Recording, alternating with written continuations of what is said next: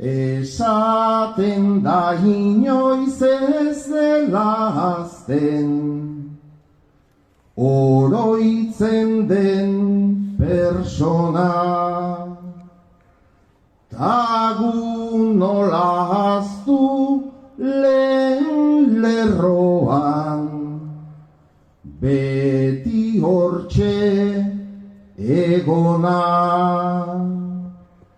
Ez alduzu bizarrak, bere arkuaren marrak, zure bibote forma.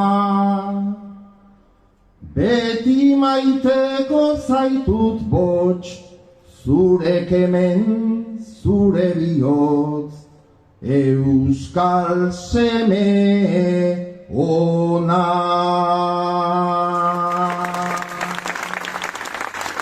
Gora hots!